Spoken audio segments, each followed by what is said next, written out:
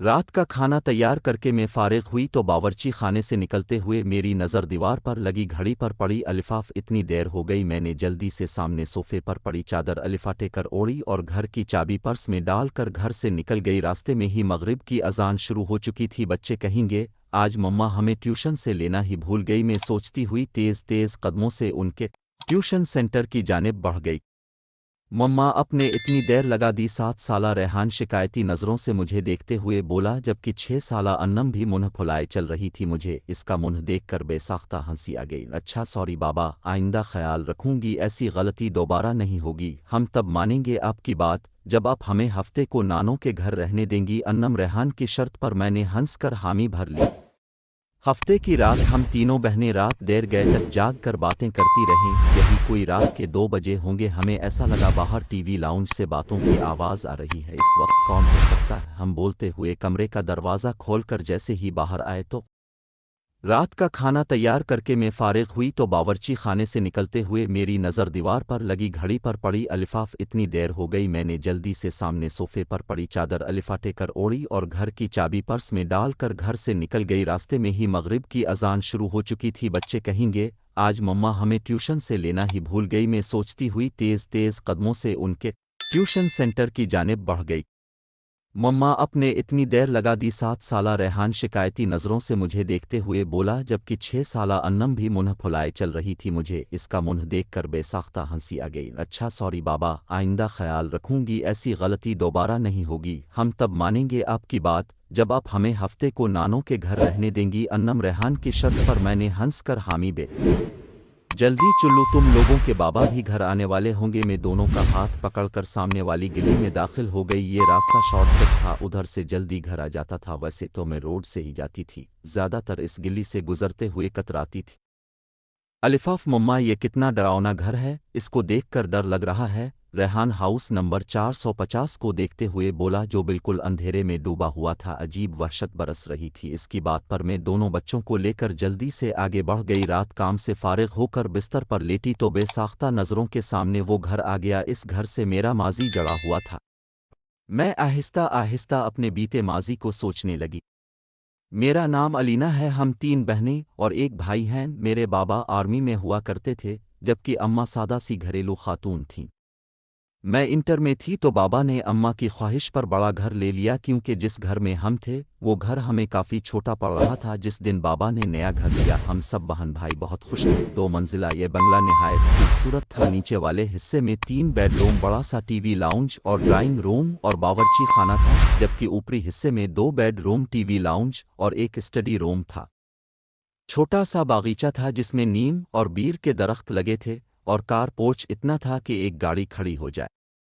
मेरी बड़ी बहन महरीन जो मुझसे 2 साल बड़ी थी, और फिर इससे छोटी सना जो 1 साल बड़ी थी, फिर मैं थी, और सबसे छोटा हमारा भाई जो इस वक्त 7वीं जमात में था। हम तीनों बहनों ने ऊपर वाले बेडरूम लिए, जबकि नीचे हारिस अम्मा बाबा के साथ रहता था। हम तीनों बहनें चूंकि काफ़ी डरपोक हैं तो हम एक साथ एक बेडरूम में सोती थी। जिस दिन हम शिफ्ट हुए इस दिन काफ़ी थकन हो गई थी। रात गए तक सामान वगैरह समेट कर फारिग हुए। बाकी का काम अब कल कर लेना, अब जाओ तुम लोग भी सो जाओ। खाने से फारिग हुए तो उम्मी बोले तो हम तीनों बहनें ऊपर आकर लेट गई। थकन इस कदर थी कि लेटते ही नींद आ गई। अभी सोए ज़्यादा देर नहीं हुई थी कि मुझे नींद में ऐसा लगा कि कोई बाहर दरवाज़ा बजा रहा है। मैंने अलिफाटे कर दरवाज़ा खोला तो सामने काली बली खड़ी मुझे घोर रही थी। इसको देखकर मेरी बेसाख्ता चीख निकल गई। मेरी चीख पर मेरी बहनें घबरा कर अलिफाटे गईं। क्या हो गया, सब खैर तो है? महरीन ने मेरे पास आकर पूछा। तुम बली से डर गईं? उसने हैरत से बली को देखते हुए कहा, और मैं शर्मिंदा होकर वापस बिस्तर पर आकर लेट गई। हफ्ते की रात हम तीनों बहनें रात देर गए तक जाग कर बातें करती रहीं। यही कोई रात के 2 बजे होंगे। हमें ऐसा लगा बाहर टीवी लाउंज से बातों की आवाज़ आ रही है। इस वक्त कौन हो सकता है, हम बोलते हुए कमरे का दरवाज़ा खोलकर जैसे ही बाहर आए तो ऐसा मालूम हुआ जैसे ये बातों की आवाज़ बावर्ची खाने से आ रही थी। बावर्ची खाने में हमने झांका तो वो काली बली सामने का विंटर पर बैठी नजर आई। हमें देखकर उसने छलांग लगाई और सामने कमरे में घुस गई। हम अभी समझ नहीं पाए थे कि ये हुआ क्या, फिर हमारी नज़र सामने जलते चूल्हे पर पड़ी ऐसी खुशबू आ रही थी कि जैसे कुछ पक रहा था। लारीन ने आगे बढ़कर चूल्हा बंद किया। हम तीनों ही घबरा से गए थे। इस बात का जिक्र हमने अगले दिन उम्मी से किया, जिस पर वो अलिफाल्टा हमें डांटने लगें कि जल्दी सोया करो। इतवार खाला अपनी फैमिली के साथ हमसे मिलने आ गई थीं। रात देर तक वो अपने घर गईं तो नीचे टीवी लाउंज में रखे तख्त पर बैठे हम तीनों बहनें और उम्मी बातें कर रहे थे, जबकि अबू और हारिस सोने जा चुके थे कि उम्मी की नज़र लाउंज से जाती सीढ़ियों पर पड़ी। अरे अलीना बेटा, ऊपर देखो, कोई बच्चा रह गया। खाला के छोटे छोटे बच्चे थे। काफ़ी शरारती से उम्मी को लगा कि कोई बच्चा ऊपर ना रह गया हो। उम्मी की बात पर हमारी नज़र भी ऊपर की जानिब जाती। सीढ़ियों पर अलिफाटे तो दीवार पर छोटे बच्चे का साया नज़र आया। मैंने अलिफाटे कर ऊपर जाकर देखने लगी, मगर वहां कोई भी नहीं था, जिस पर मैं खौफजदा होकर तेजी से नीचे आ गई। जब मैंने उम्मी को बताया कि ऊपर तो कोई भी नहीं, तो उम्मी भी चुप सी हो गईं। हम सभी हैरान थे कि जब ऊपर बच्चा नहीं था तो वो साया किसका था। कुछ दिनों बाद बात आई गई हो गई। हम सब घर वालों को कजिन की शादी में इस्लामाबाद जाना था। 2 हफ्तों बाद हम वापस जब घर आए तो बड़ी अजीब हैरत हुई। पूरा घर शीशे की मानिंद चमक रहा था। ऐसा लग रहा था कि रोज घर की सफाई होती रही हो। हमें ये सब देखकर बड़ी हैरानी हो रही थी, बल्कि हारिस बोला, ऐसा लगता है रोज काम वाली आकर काम करके जाती थी। मैं मुंह धोने की गरज से गुस्ल खाने में गई तो गुस्ल खाने का गीला फर्श देखकर मुझे हैरत का धचका लगा। ऐसा लग रहा था जैसे किसी ने गुस्ल खाना इस्तेमाल किया हो।